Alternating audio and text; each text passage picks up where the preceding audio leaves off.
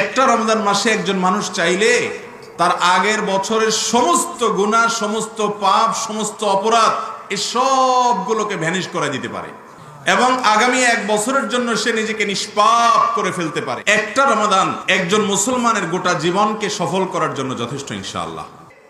এই তালিকা যারা আছে অমুক অমুক অমুক অমুক এত মানুষকে আজ আল্লাহ তাআলা জাহান্নাম থেকে মুক্ত এই ঘোষণা দিয়ে দিচ্ছেন।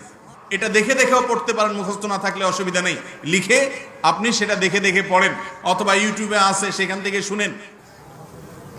সারা বছর আমাদের ইবাদত বন্দেগীতে যে সমস্ত ত্রুটি হয়, বিচ্যুতি হয়, ঘাটতি হয়, সেই ইবাদতের ঘাটতি পুষিয়ে নেওয়ার জন্য, সেটাকে ওভারকাম করার জন্য, ক্ষতিপূরণ করার জন্য আল্লাহ রাব্বুল আলামিন আমাদেরকে রমাদানুল করিম দান করেছেন। রমাদান মাস হলো এই জন্য ইবাদতের ভরা বসন্ত, ইমানদারের জন্য ইবাদতের সবচেয়ে বড় বৃহত্তর মৌসুম। একজন ব্যবসায়ী যেরকম বছর জুড়ে ব্যবসা বাণিজ্য করে টুকটাক যদি ঘাটতি হয় সেটা মৌসুমে তুলে নেয়ার, পুষিয়ে নেয়ার চেষ্টা করে, ইমানদারও একই কাজ করবে।